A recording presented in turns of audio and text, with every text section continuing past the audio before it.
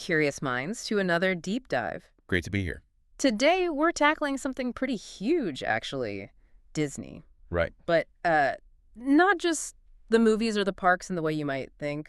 We're looking at it as this amazing, intersection of creativity and some really cutting-edge science. Exactly. Our goal today is to really get under the hood. Yeah, to pull apart the psychological tricks, the tech breakthroughs, the storytelling methods, all the things that make that Disney magic feel so real and stick with us for so long. Then, importantly, how you can maybe understand these things better. For sure. And the sources we're drawing on, they're serious stuff.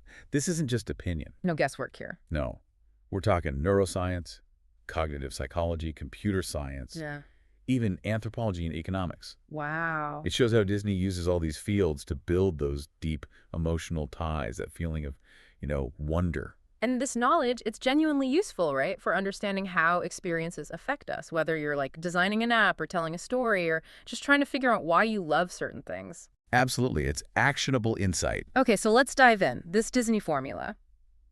Where do we start? How does it work on our brains, our emotions? Well, it's definitely not just luck. They're building on some solid psychological ground. There's this researcher, Dr. Jonathan Haidt. Okay. He talks about an emotion called elevation. Elevation. Yeah. And his research found that Disney films are really good at triggering this. It's that feeling of inspiration, warmth, sometimes even a physical feeling, like in your chest. Oh, I know that feeling. Right. And that's linked to the vagus nerve being activated. So that uplifting rush isn't just me getting carried away. Yeah. It's an actual physiological thing. It is. They're basically engineering emotional uplift. It's quite deliberate. Oh, wow. Okay. And then that feeling gets reinforced by the way they tell stories. The storytelling structure. Exactly. Yeah. They often lean on Joseph Campbell's motto myth, the hero's journey idea. A classic structure. A very classic universal structure. It resonates because it taps into something really fundamental about human experience. We connect with that journey. You really do feel like you're transported, don't you? Like you're in the story. How does that become such a strong memory, though? Years later. Well, that brings us to Dr. Paul Zach's work on something called narrative transportation. Okay. His studies show that when we get pulled into these character-driven stories, especially with emotional arcs, our mirror neurons start firing. Like we're experiencing it ourselves. Pretty much. And our bodies release more oxytocin, that's the bonding hormone, sometimes by a lot, like almost 50% more. Whoa. Then you add in Dr. Antonio Damasio's research.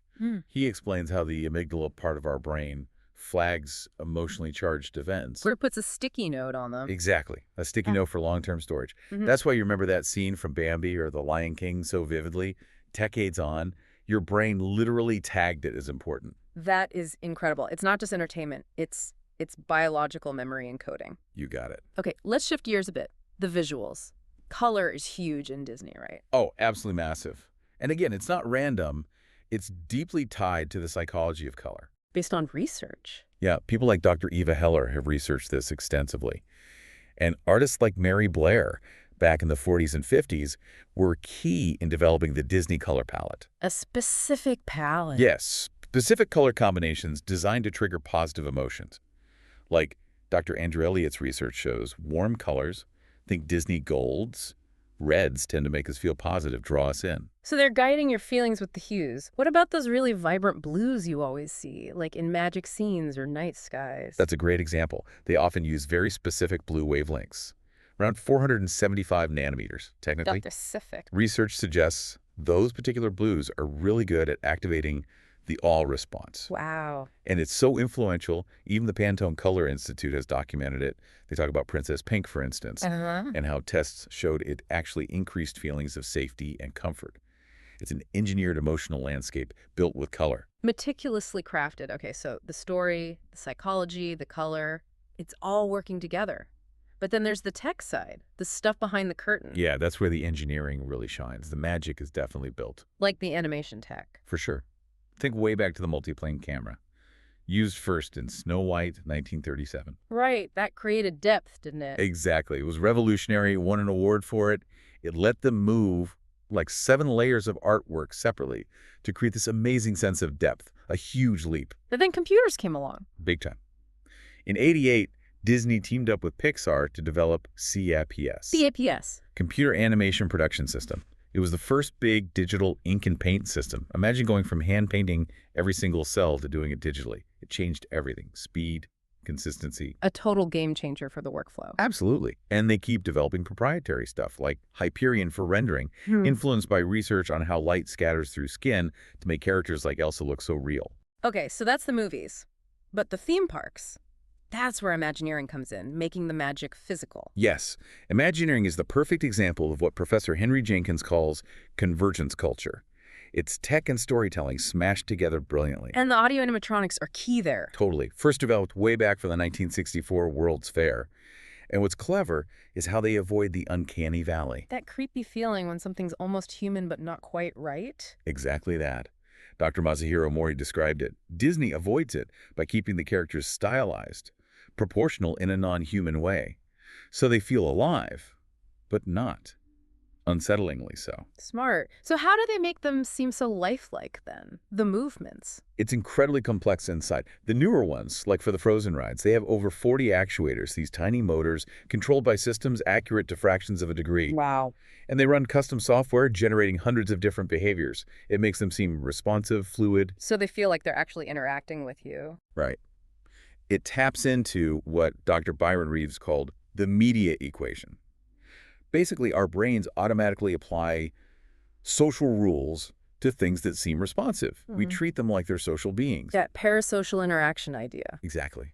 Our brains are kind of hardwired for it. So cool. And now they're pushing into even more immersive stuff like VR and AR. Oh, yeah. Disney research is all over that. They demoed this thing called the Magic Bench. Magic Bench. Yeah, picture this. You're sitting on a real park bench, right? Yeah. But you look, and suddenly a virtual character like Stitch or someone plonks down next to you. Okay. But the breakthrough was everyone on the bench could see and interact with that same virtual character simultaneously. They cracked the multi-user AR problem. That's huge for shared experiences, so everyone sees the same magic. Precisely.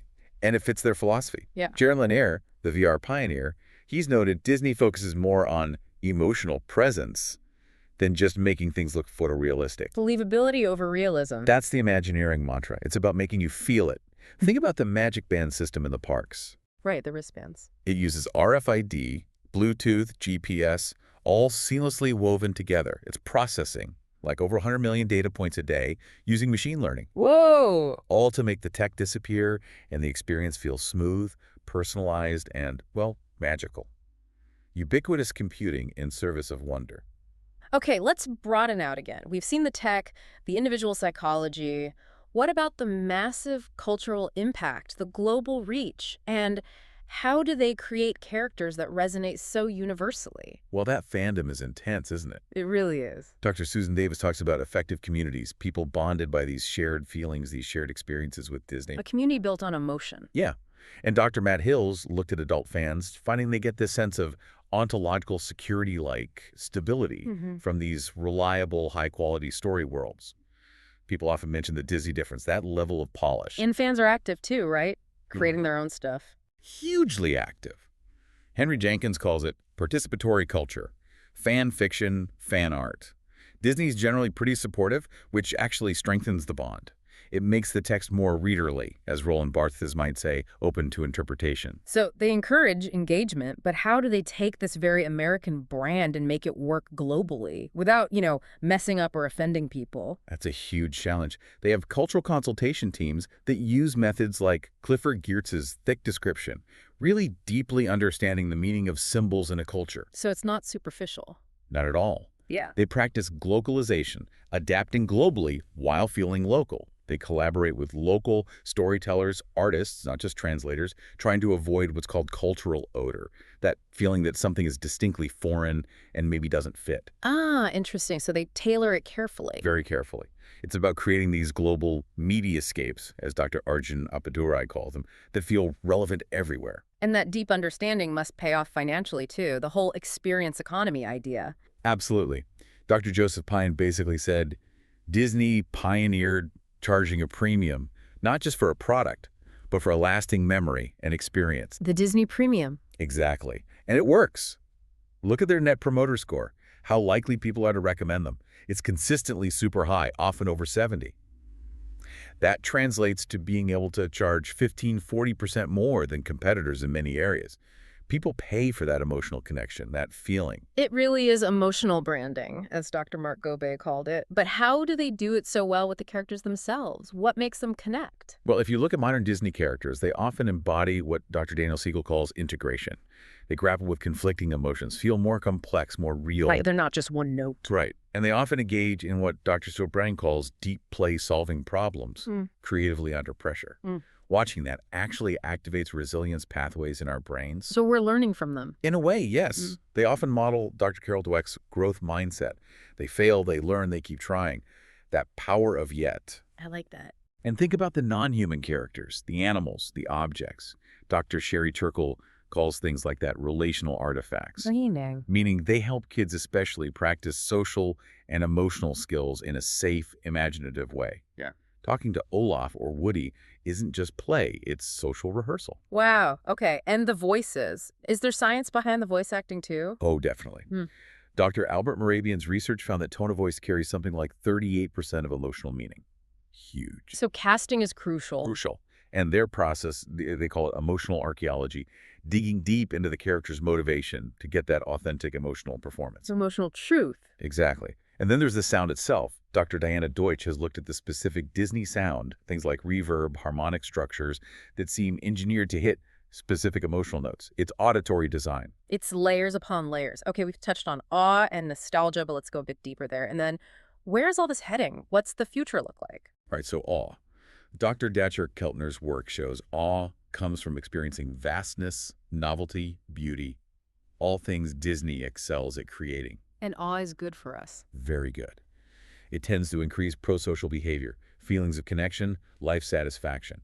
And there's research, like Dr. Ellen Selke's, showing the Disney effect on kids' exposure to prosocial messages correlates with more empathy, more helping behavior. So it's genuinely beneficial. Seems to be. And experiences, unlike things, tend to appreciate in value over time in our memory. Dr. Sonja Lyubomirsky calls these intentional activities that boost happiness. Disney provides those peak experiences. And for adults, that huge pull of nostalgia. Yes.